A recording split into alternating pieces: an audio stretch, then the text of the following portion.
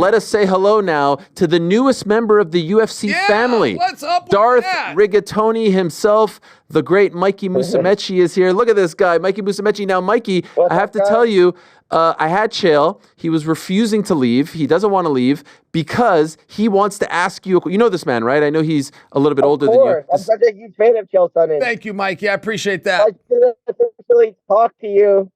I love your videos, and I grew up watching you. You're awesome. Thank you, brother. Can I tell you something? My name, Chael, is the last 5 letters of your name. My mom just dropped the M-I. That is where I got you. Yeah, so we'll always remember. God. Yeah. You learn something new every day. Yep. You learn something new every day. Can I tee this up, or do you? Go ahead. This is all you. This is all you. I just want to ask you about a Umaplata defense real fast.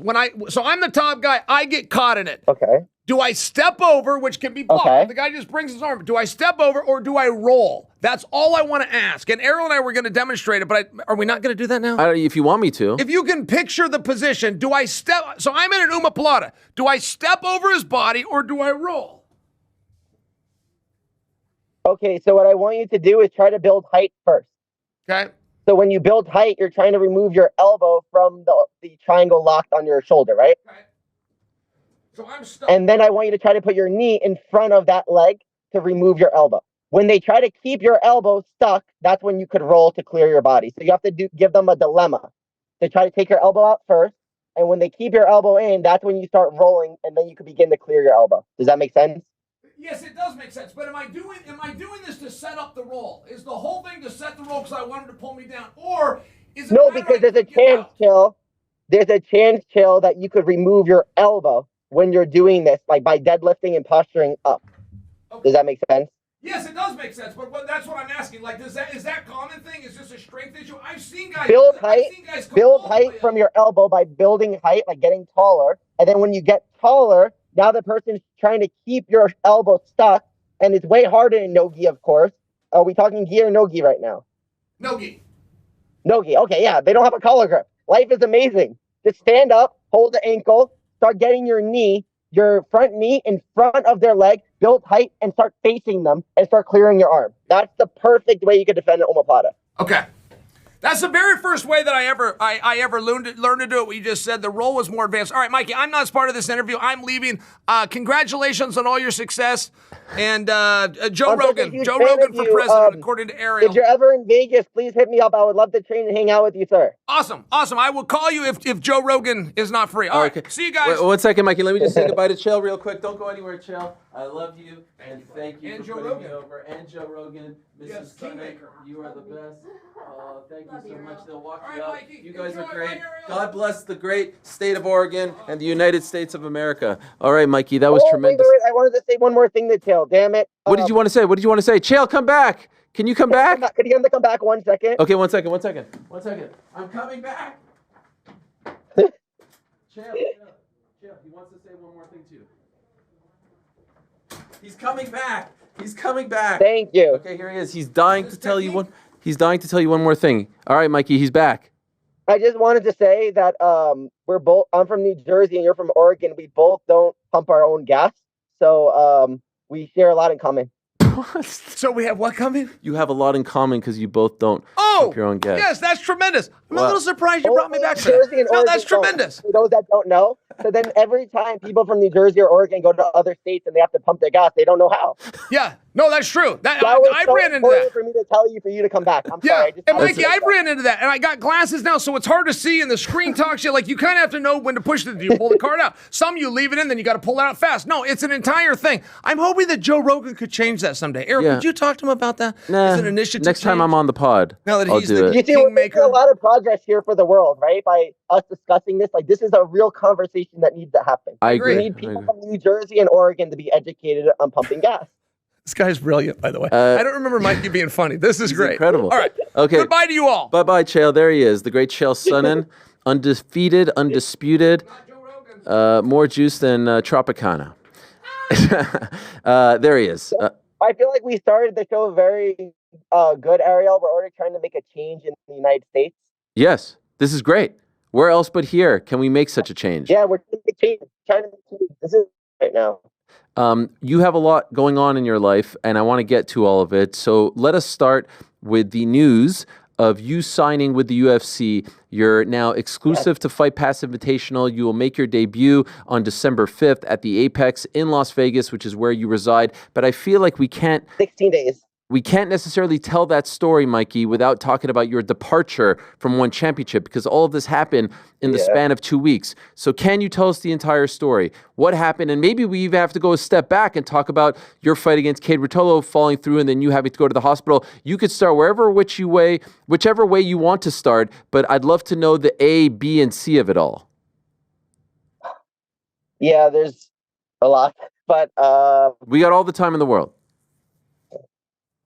Let's start with Cade Rotolo. Why did that fight fall through?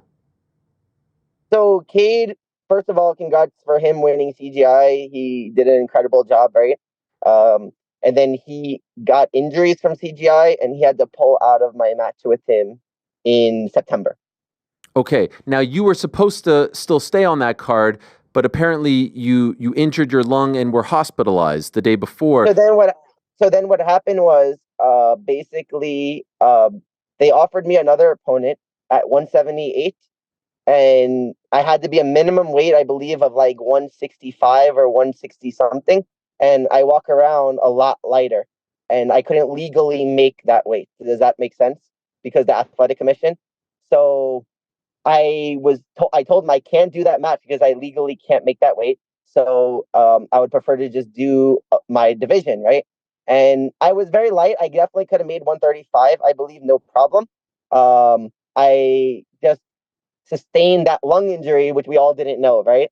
I had 2 days to make the weight. I typically do it for like a week, but I was walking around my normal weight. I should have done the match at 5 pounds heavier because the night before the match, the weigh-ins, I was 140 hydrated, and it was 135 the match, right? But the injury happened that night. So, but again, we didn't know. It's called phenom medium stitum. It's rip in your lung, and then air went into my throat. So when I was trying to sweat, I was telling my friends, I'm like, guys, what is wrong with my throat? It feels like so sore, like here. And it felt like Rice Krispie bubbles in my throat. But we all just like, oh, I'm probably just dehydrated. I'm dizzy, something, right? So, but I just feel something's off. And one thing also I did different, I tried doing a different style of cutting because I had 2 days to make the weight. So I drank a lot of electrolytes thinking that my number for the hydration test would just stay the same. Because how the hydration test works in one, it's basically they have a urine thing, a gravity thing where they check your urine for how much sodium's in your urine, right? And the more sodium in your urine, if it's above 1.0250, you fail hydration. But if you drink a lot of electrolytes, your urine is above 250. So you have to literally go pure water, plain water. But the way I was trying to do this cut, I was trying to do it where my urine maybe isn't pure water, but it isn't, I just wanted to do it a little healthier this time. And what happened was I drank a lot of electrolytes and my number was staying about 150, 130. So I was okay. But then when the lung thing happened, all of a sudden my body like shut down. Like it became very hard for me to sweat. I became super dizzy and out of it. I kept trying to push, but it just seemed something was off, you know? And then my urine had so much electrolytes in it from the drinking I was doing, I couldn't remove the electrolytes from my bladder. So I drank 3 gallons of water to try to get the sodium out of my urine. And it was just stuck in my stomach, the electrolytes, you know? So became very hard. And then I just felt like something was off. I felt like I needed to go to the hospital. I felt very odd. But it was, again, we're so lucky I didn't do that match because if I would have died. The doctor said my lung would have collapsed in 1 minute and then I would have possibly died, right? Wow. That sounds A, terrifying, also B, very painful. How long were you in the hospital for? I was in the hospital for, I think, 3 or 4 days, but when I left, I had to go 2 weeks without elevating my heart rate or breathing from my lungs. I had to I couldn't elevate my heart rate or anything. So I had to lay, I could walk a little bit, but anytime I started breathing, it started getting weird again. So I got really scared. Again, it's 1 out of 42,000 hospital things for this. So it's so rare to get, right? Wow. And so, So they couldn't even detect it because I went to the medic at one. I'm like, something's off with me. I feel so weird. And of course, he wouldn't think this. Like, nobody would think this, you know, until after the match, I go straight to the hospital. And then they're all in, like, the doctors even like, what the hell, you have this? And then they like panic, you know, and it was scary. It was really scary. the way it But was when I labeled. missed weight, I Yes. got a little upset because they said I missed weight. Yes. I did miss weight, but I couldn't keep cutting, Ariel. There's nothing I could do when you have a medical condition that stops you from cutting weight. Do you understand? So did you feel like maybe it could have been positioned better, and it wasn't just a simple, oh, he missed weight, he wasn't fit or whatever? They should have explained what happened and protected you. Did that bother you? I am extremely grateful for what one has done for me in my career and everything. That's what I'll start off with. Not even one, just Shotri in general. You know, I was in one because of Shotri. You know, I had a very close friendship with him. Like, I saw him like a parent to me. You know, I only lived with my parents my whole life. My grandma a little bit when I went to college, but my parents and grandma. And then I moved to Asia just because of my relationship with Shotri, you know. So I am extremely grateful for what he's done for me and what he's done for grappling. You know, he really gave grappling a platform that you can make money in before anyone else, right? So, and we had such amazing memories together. So I'm full of gratitude to him. However one positioned it, I have no opinion on. I'm just full of gratitude to him. Was I a little upset losing my belt? For sure, you know, because I love that belt so much, right? But it was a part of my journey in life. You know, it was about a part of my path. I'm more than just a belt, you know. So I definitely felt bad for sure because I had the best intentions in the world doing that match, Ariel. I was at Masters Worlds here in Vegas, and little kids were coming up to me when I found out that the Cade match was canceled, and they were saying that their parents are driving them to watch us fight. So you could ask friends that were with me. I was like crying when they were telling me that, you know, because I felt like I was letting them down and disappointing them. So I I had the purest intentions in my heart to do this match just to like give the fans a match because so many people were traveling to see us, right? And I was pissed at Cade too. I was happy for him for making $1 million, but I was pissed that he couldn't even just message me like, "Bro, I can't do it. I'm sorry" or whatever. But it is what it is. It is what happened. I'm just grateful to be alive, Ariel. You know, like when you almost die, like you change your whole perspective changes in your life about small things like this. I'm just happy I'm alive.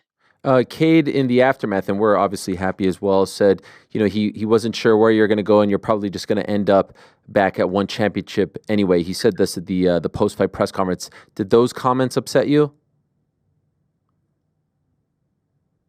Uh, I just thought it was a little odd how opinionated he was of me when he's the one that pulled out of the match. You know, I always just speak very kindly of him. I'm very respectful. He's the one saying he's going to submit me, this and that. Um, and he's incredible. You know, I was happy for him for making $1 million. I just think that he he should have not accepted a match with me right after a big tournament like that, right? And I got stuck in that position too, right? Because I just fought Gabriel Souza right before then, and I wasn't allowed to stop camp, right? Because they wanted me on that Denver card with him. So I had to immediately finish that match with Gabriel and just keep training. So I was in camp like 11 months, Ariel. You know, I had like 7 or 8 match cancellations in 1 year. I was ready to fight all year for and I had like 7 or 8 bout cancellations, like total if you include CGI with my match with Volk, right? So it was just a very frustrating year for me. And my body was destroyed from everything. And that's what happened with my lung. I think I was so destroyed, my body, from how long I was stuck in camp that my body just was deteriorating. So this happens, and it's upsetting, and it's scary, and it's painful. And we probably think, you know, all right, we're going to see Mikey at some point, maybe in 2025 or end of the year, etc. But then we find out you have parted ways with one championship. And so what led to that? So my contract was coming to an end basically, and I just wanted to be back home in the US. You know, again, I told you I love one championship, but I was there because of my relationship with Shotzi. He was like a parent to me. He was my closest friend probably for like a few years, and that's why I moved to Asia. So then when I decided I want to be back in the US, close to my family, UFC is 10 to 15 minutes from my house, right? So it's a no-brainer for me, especially being American. And also what I feel UFC could bring to grappling as well. I feel like it's finally another platform that could expand our sport to people that wouldn't typically watch jiu-jitsu. It's another platform that will eventually have drug testing as well. It's another platform that could make our sport professional instead of all these steroids, all this craziness. I just want a legitimate professional platform for athletes to have, for kids that are growing up, so then they could dream of being a professional jiu-jitsu person, and they don't have to think of changing careers or doing things like that, right? So I feel like the most fulfillment I could have as a person is setting this path for the next generation. So was your contract coming to an end, or did you ask out, or did they release you? Like, was it more just you chose not to re-sign with them? Basically, it was basically that. It was coming to an end, and I'm still good friends with Chatri. I talk to him all the time. Even them hiring Tom DeBlass, I was so happy, because I love Tom. I think he's awesome for the sport, and I have no hard feelings for one. How could I have hard feelings for an organization that helped me grow so much as a person? I'm just full of gratitude to Chatri. Um, we were like a dysfunctional family. Sometimes we had disagreements, we would fight and stuff, but at the end of the day, I am full of gratitude for what he's done for me, and I would never speak bad of that. Does that make sense? 100%. And so then I'm fascinated by the UFC deal because they've never signed a BJJ star to an exclusive deal to compete on Fight Pass. And so do they reach out to you once this news comes out? Do you reach out to them? How does that all come about?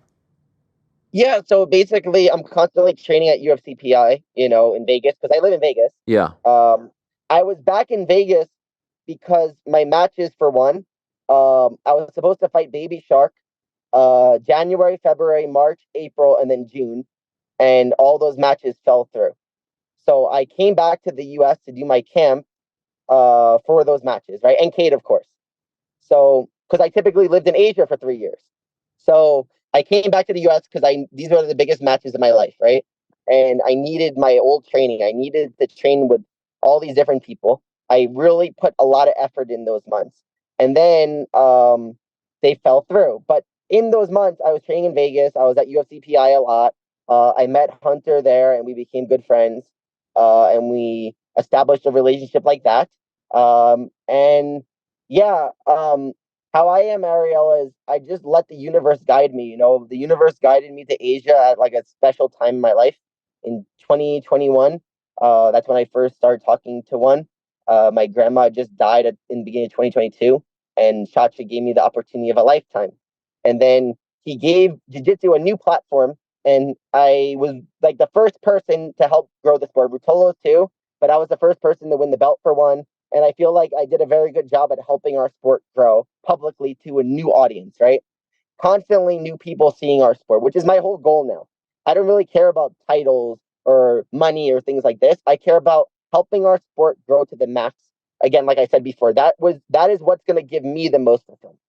And our sport having more professionalism, actually drug testing, not these freaking how horrible it is now that like people promote steroids and how fake everyone is and all these shady promoters. I just wanted to have one professional, legitimate organization where people could just not have to be afraid about budgeting. If it's some weird shady investor that has money and then all of a sudden they go bankrupt, which is common in jiu-jitsu, So I feel like now with UFC, it was just a perfect opportunity for me and platform that I feel like I could completely fulfill what is in my heart to do for jiu-jitsu. Does that make sense? Oh, I love it. And I said this before you were even on, not today. I said it when the news came out.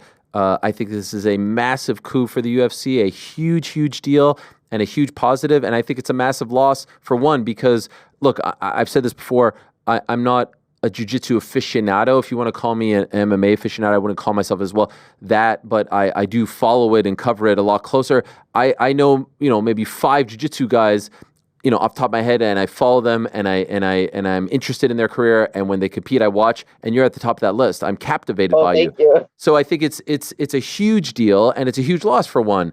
And so could I ask, when you say exclusive, like, is this exclusive? You cannot compete for any other entity. You can't even do ADCC. You can't even do CJI if you want to. Is it Fight Pass only? So for now, we're just doing the Fight Pass Invitationals, but UFC has very big plans for grappling. I don't think I'm allowed to talk about them yet. No problem. Just know that there's very big plans for grappling coming from UFC. Now, in terms of ADCC, those other things, like Craig, CGI, like, I don't know exactly if I'm doing it for charity to help a cause. Maybe I would like push UFC to let me do it, Like my fight with Volk, I don't know if anyone knows, I was going to do it 100% free for charity, just to donate money to help charity. I didn't want any money for it. I just wanted to help Craig and his event and help like for a good cause, right? Because that's what it's about for me. It isn't about money, these different things. Fame is great because I could just help the platform grow and help more people come to our sport, So will I do CGI? I don't know exactly. But ADCC, I don't really like what it stands for at the moment with the steroids, all these different things. I just want one professional organization for everyone to have, like I was when I was a kid. Like I told you, Ariel, I was going to be a doctor or a lawyer, and because I felt there was no chance in me making money in jiu-jitsu, So I want kids to feel that there is a chance that they can make money, that there's a professional platform. They don't have to just know random people, end up in these random promotions and just constant drama, constant BS, So that's my goal with this. And it is a little like we don't know exactly what's going to be, but yeah, there are a lot of big plans for UFC in the future. And I'm the first exclusively signed athlete, right? And that's a huge responsibility for me, but I'm also blessed and grateful for that opportunity. I know UFC has a budget. They could like finance things. Like they're not going to have budget problems. We know that they could drug test like they do for MMA. We could really legitimize and professionalize our sport, right? Oh my God. Yeah, it's huge. And if they're really getting behind it, like they have MMA and like they want to do boxing as well, I think it's brilliant. Could I ask, is it like an event deal? Meaning you'll do 4 Fight Pass invitationals, or is it a year deal? How is it structured? Could you tell us that breakdown? All I could say is it's the best deal I've ever had in my life. Wow. It's incredible. They're really treating me well, Ariel. And that's why I'm so grateful to them. And I'm grateful for what we're going to do for jiu-jitsu, If I'm getting a deal like this, I know many future generations can. But I just have to freaking keep staying strong while there's a lot of people that are going to be mad at me for changing what the sport is now with all these random tournaments and all these shady promoters and all these things that promote steroids and all these things. I want this all gone, I want to make this one platform for all of us, and I want to legitimize our sport. And people are going to be mad at me for this, but it takes people hating you. It takes people disliking what you're doing to make a difference, And I'm at the point in my life where I almost died. Every day is a blessing for me, and I'm so grateful to still be alive. And I'm just blessed for this opportunity. I feel like God gave me this gift of jiu-jitsu, There were so many times I wanted to quit and stop doing it, but he refused to let me. So I'm still on this path for a reason, and I'm really eager to keep helping our sport grow. And I'm really blessed for UFC. They are doing an amazing job, and for Hunter, what he's done for me. You've mentioned shady promoters a few times. Can I ask who you're referring to? Can I plead the fifth? You can plead whatever you want, but I feel like I have to ask because you've said it a few times. No, of course. But yeah, I'll just say a broad statement that in jiu-jitsu, there's a lot of shadiness and a lot of shady promoters that do a lot of messed up things behind the scenes, right? Yep. And being in it for so many years, you get really burnt out from it. And it doesn't feel legitimate or professional. You make money here and there, like different things. A random shady arms dealer might promote an event, and then they have money. Then you can make money in one event, and then all of a sudden it disappears. Then another one comes. Is this what we want for the next generation? Just constant weird things like this? No. We need it to become a sport like MLB, NBA, NFL, where we have a legitimate organization with money that we don't have to question. Are they going to have money in a year from now? I hated feeling that in my past. I understand that. I couldn't agree more. That feeling alone makes me just want to go to law school or do another career, because literally I was going to go to law school like 2 or 3 times, and I just keep stopping because of the opportunities jiu-jitsu has. But now I really feel this is the chance for us to change our sport. So do you have any sort of idea, and can you share if you do, how many fighters the UFC is looking to sign here? Are they trying to get like everyone. 50? Everyone. They're trying to get everyone. They're trying to take over jiu-jitsu like they have MMA. They're going to do exactly what they did for MMA. They're going to take Wow. That's their goal. They want to take over jiu-jitsu. They're going to have a grappling league, and yeah, we're just going to grow the sport even more than it has been rapidly growing, Ariel. Wow. And that's why I'm so passionate about this. You can feel my passion when I'm talking about this, Yeah. right? And what about the fact that you're the guy? You're the first one. You're the face right now. That's what I mean. It's surreal. You know, it is really it's the most I could have done with my gift of jiu-jitsu. I really believe that this is God really put me on this path, and I'm just so blessed to be a part of it, you know. And I have the most pressure and responsibility I've ever had in my life. But I'm so grateful for it, you know, and I'm so driven right now to make this difference, you know. Is there any chance that this creates a bridge to you maybe competing in the UFC, or are you not interested in that? For sure. I would love, now I feel like that I'm going to be around so many more MMA fighters. I feel like I definitely have a higher chance of having more training partners for MMA, for wrestling, for all these different things that I lack when I'm only doing jiu-jitsu, right? And I'm so young. My body's so young, you know, I never took steroids. So I say my body's like 21, 20 right now. Like I really have no injuries or anything, thank God. I have plenty of years that I could venture into MMA with the right guidance, of course, which I will have around me a lot, you know. We just have to make sure my stand-up is like blue purple belt, Right. so I don't get murdered. Mikey, how do you do it though? I see you eating that pizza all the time, every day, I think, and you're shredded, you're ripped. Mikey, if I would eat pizza every day, how do you do this? This is you in New York, I believe. Look at these pies. Are you eating all that? How is this possible? And how are you so shredded? Wait, Ariel, you live in New York City, right? Yeah, why didn't you come? I wanted you to come visit us. I know. I'm sorry. I only had 2 or 3 days. Next time. So what is your favorite pizza in New York City, by the way? That's a great question. I really like Patsy's and old school. Patsy's and John's. Oh, you like the old school places? Like Yeah, man. There's history there. There's a vibe there. What do you like? I like those too. I definitely do. Lucali is definitely home for me though, because my dad's from South Brooklyn, like literally where Lucali's from. Okay. Like the exact block. So that's like family for me, Lucali. You know, so I'll always be like the biggest Lucali fan. But for Neapolitan pizza, Una Pizza, Neapolo, I don't even want to say it. I'm gonna get hated from Italians for this, but you know that one in New York City that's like the #1 ranked pizza place in the world? No, I don't know. Una Pizza Napoletana, I think it's called. Okay. Holy crap, Ariel. It's like the best Neapolitan pizza I've ever had in my life. Have you ever been to Roberta's in Brooklyn? No, but I'm telling you, look at the rankings of best pizza in the world. Okay. This one is goated. Like, I was amazed when I went there. Where is it? Which part of the city? I'm ignorant with. Okay, we'll look it up, and we're gonna go. I'm gonna send Connor there. When I visit New York, I'll even take you to eat there. I'll treat. You have to freaking go eat there. Wait, what do you mean cheat? Don't you eat pizza every night? I said treat. Oh, treat. Okay, sorry. Is it really every night though? Are you really eating every night pizza? If I'm losing weight, I'll eat pizza every night. If I'm trying to stay heavier, I'll eat more, sometimes rice, chicken, more pasta. How's that possible? Doesn't pizza make you gain weight? I don't know. My body's so weird. When I eat pizza, my weight goes down. When I eat more like rice and like meat with like pasta, my weight like maintains. This is a dream. Did I ever tell you what my go-to topping choice is? Have we talked about this? I think I gave you crap for it. I don't remember what it was, but I remember yelling at you for it. Because we're East Coast people, so I am allowed to yell at you. Yeah, you're allowed to do whatever you want. I loved when I went to New York this time. I felt so at home because like West Coast people, they're very nice and kind, but they're not really, you can't really yell at them showing that you care, like that East Coast energy, you know? Being in New Jersey, New York, like you could say F you to someone and that's like us showing like love and care. Yeah. And you have to admit, the pizza kind of sucks on the West Coast, right? 100%. Yeah. There's nothing. There's no, especially in Vegas. I only eat Neapolitan pizza, honestly. Neapolitan's not bad on the West Coast.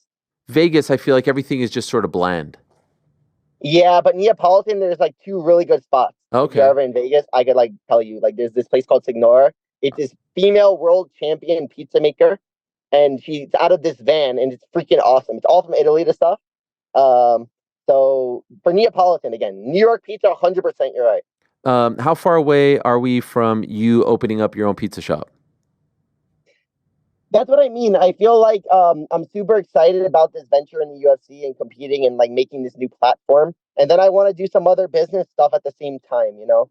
Like I feel like there's so many things that I could learn and have opportunities now that I'm gonna be on such a big platform with so many incredible people, right? So I definitely want to do that one day for sure. You're right. Is that a dream? 100%, you know, it's whatever I'm passionate about, I want to do. And I definitely have a passion when I talk about pizza. Yeah. So, Is it number one for you, like outside of sports, to open up your own pizza shop? Is that your number one goal?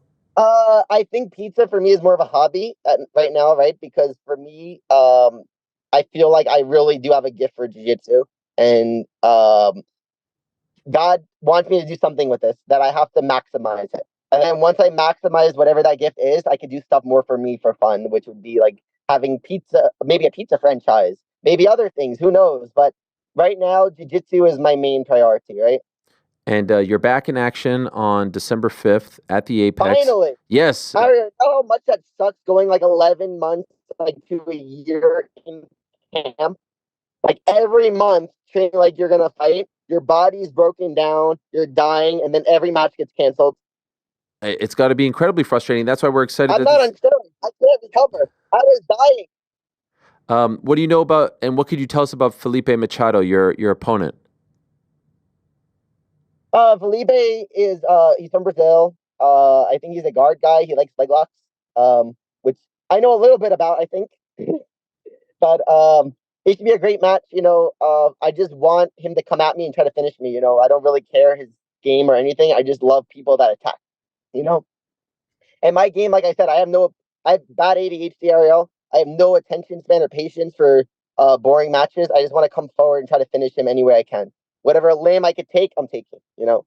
Are you able to sit through an entire movie and just watch it straight? It gets hard sometimes, especially if I go on my phone, I'm done. Yeah, it's a lot. It has to be really good in the beginning to like keep me interested, and then I can watch. By the way, but, you know those like slow beginnings, I die. Like, oh yeah, it's got to come out like right out of the gate. Yeah, you have to instantly be into it. Like I remember one of the things I watched like without going on my phone was Queens of Gambit. Like that Netflix series. Oh, yeah. The Queen Gambit? I was able to watch the whole thing without going on my phone, which was really impressive. Wow, that is impressive, especially as someone who, as you say, has bad ADHD. Could I ask you, before I let you go, what did you think of CJI? Did you like it? Did you think it would do this well? Did you think it was a nice alternative to ADCC? I liked CGI for sure, that they gave another platform for grapplers to make money. That's all I really cared about, you know, what I've been speaking about, you know. Instead of winning 10K in ADCC, which is, again, ridiculous, only winning 10K for a medal, I just am happy that grapplers are getting more opportunities. But so that's the right path and track for jiu-jitsu. But now the next track is us having one professional organization where it's not just random pop-ups. You know, pop-ups are great, but are they sustainable, Ariel? You know, I'm not saying anything about Craig in particular, but I just am worried that these pop-ups don't last every year. So then the next generation doesn't have these pop-ups to do, you know? If it's just random investors each time giving money and then they always lose money, they're not going to keep doing those pop-ups. That makes sense. With that? Oh, no, 100%. There needs to be some consistency.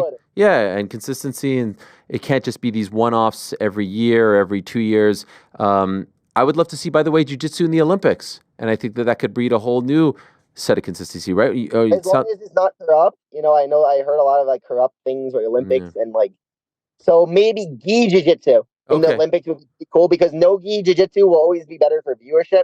I don't think gi jiu-jitsu ever will be good for viewership, but gi maybe has a place in the Olympics for that reason, you know? For now, though, December 5th, you return. Really great catching up with you, Mikey. This was a lot of fun, and I loved the tutorial with Chael over there. He was really excited. He was actually bummed, as was I, that you weren't in New York. He wanted to meet you. I know. And I'm sorry. No, it's I okay. really wanted to come see you also, but I just really had no time. Like, I literally was at Madison Square Garden. How cool is that? Event. Oh my God. I've never seen an event like that before. Had you never been to a UFC before? In general, or is that just like, is it just the energy? Because that was my first UFC ever, Ariel. Wow. Look at you. First UFC ever. You're there with Hunter Campbell, with the Brass.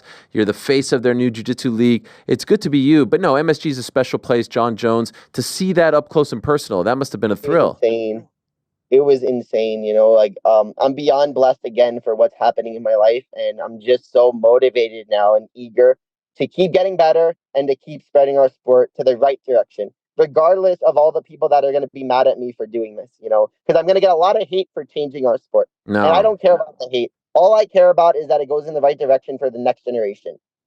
So when I die one day, I feel I did something good. 100%. Sometimes being a trailblazer, there's some heat that comes with it, but in the end, everyone appreciates it. One last thing, I promise, one last thing. There appears to be some sort of sentiment. I don't know if you heard Renier de Ridder talk after his UFC debut saying, if you're considering signing with one, don't do it. Take it from me. You leave, Sage Northcutt leaves. There appears to be some sort of sentiment that times aren't going well over there and that it's not a place that fighters should sign. And maybe a couple of years ago, we thought it could be number 2, and that doesn't appear, at least now, to be the sentiment. What is your reaction to that? Do you agree with RDR and this sentiment? Again, I can't discuss other people, right? All I can discuss is my personal friendship with Chatri, and he really did right by me in my life, right? Okay. So I'm grateful for him, and I definitely have amazing memories with him, right? I feel bad for the people that had bad experiences. I can't talk on other people besides myself, right? Chatri really gave me a once in a lifetime opportunity, and forever I'll be grateful for him for that.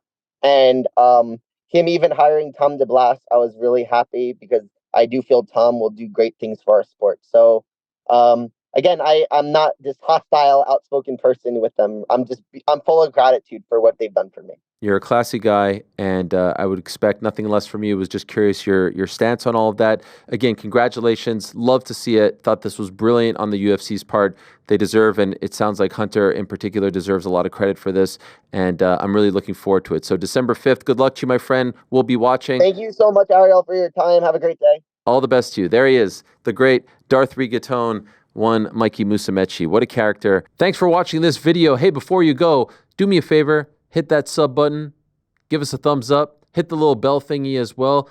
Leave us a nice comment or two. We appreciate you all very much.